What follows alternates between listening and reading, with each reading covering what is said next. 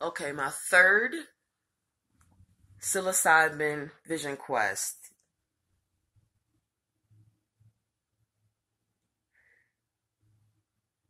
This is hard because where I was living in this apartment complex, it was across the street from Harris.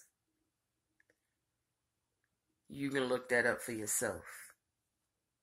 And down the street from Raytheon. Look it up yourself. So, when I come out of the apartment, with my third eye open because I'm under, oh my God. Woo! I could see right through the apartment wall. I seen the agents in there documenting everybody in the apartment. And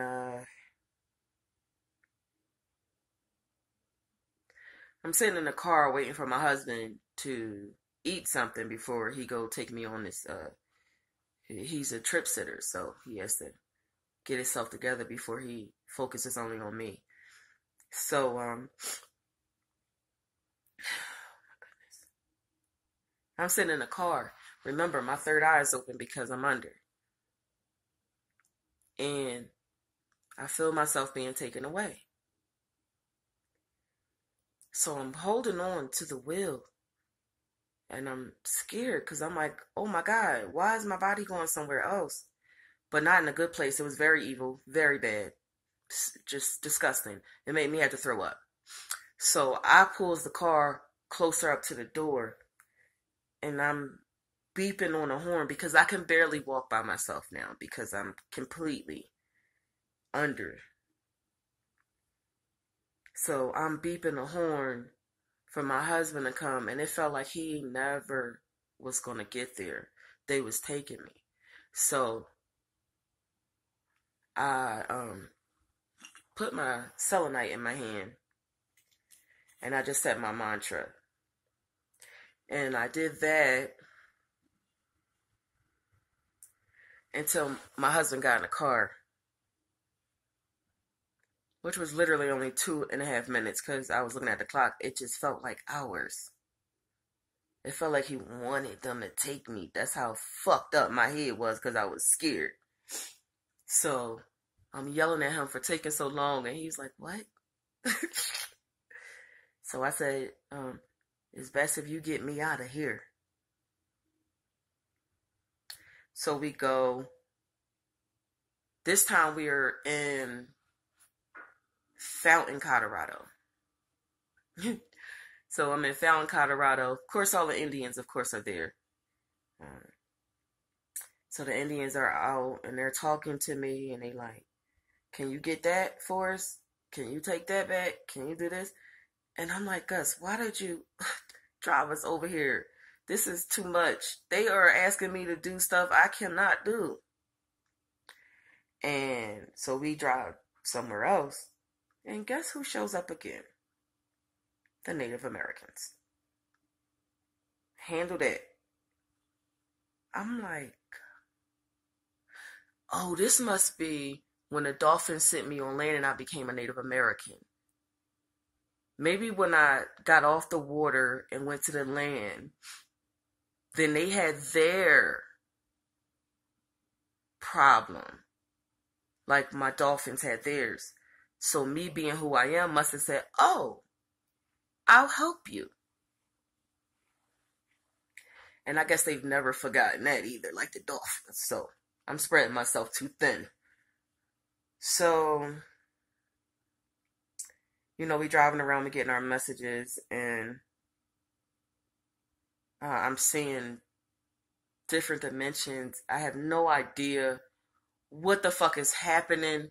My husband, what he really looked like. I was like, oh God, why you look like that?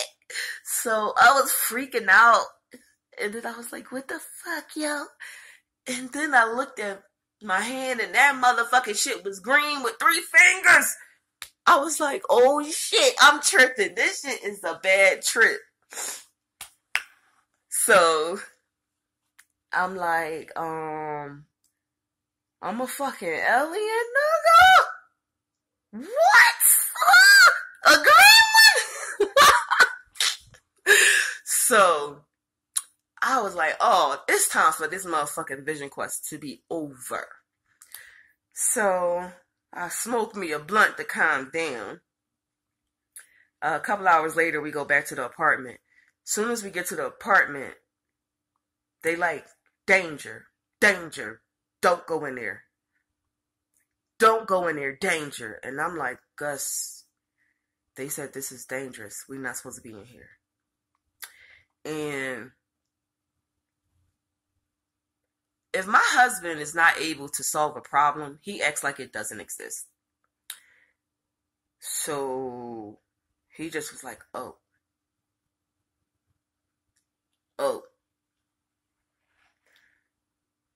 So we still got a little bit of light out. I looks up at the clouds and I see all of these Indians hovering over this apartment complex where we live at. Watching. Just watching.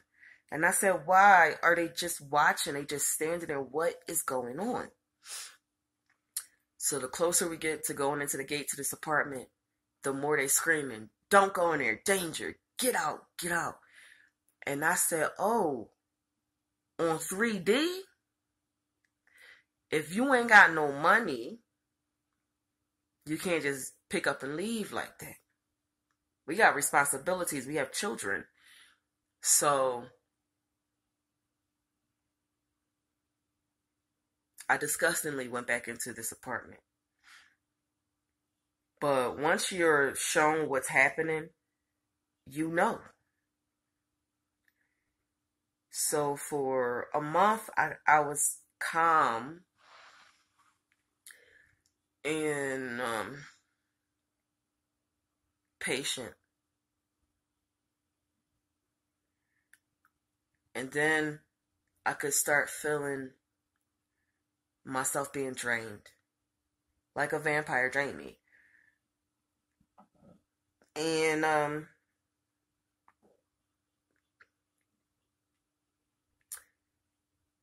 there wasn't nothing else to do. But no. So I had a horrific miscarriage. I contracted every 3 minutes to get the sac out. By myself in the bathroom. I had to pull the sac out. And it kept tearing. And then it would slide back up. And I would try to go and pull to get it out. I just had to get it out. So this went on for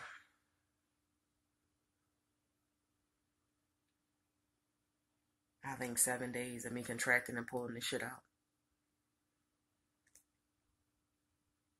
And then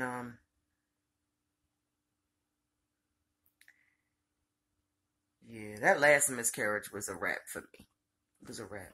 I told my husband, I said, if you don't get me out of these apartments, I will fucking leave you. You'll never see me again. I don't care if I go live in a fucking shelter or a car. You better get me out of here.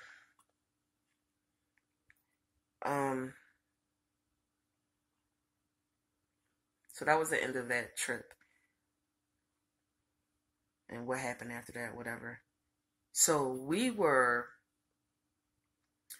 in the car, about to go into the apartment complex at the light. We pull up next to this car, and there's a dog. And the dog is trying to attack the air. The air. The dog is flipping out, scratching, trying to bite at the fucking air. So I say to my husband, you see that? And he put his head down. I said, listen, put your head up. You can ignore me. You can ignore the guides that are informing us, but you cannot ignore that dog that is right in your face trying to attack this negative entity that's there. Can you now? Well, he couldn't, so he moved us out of there.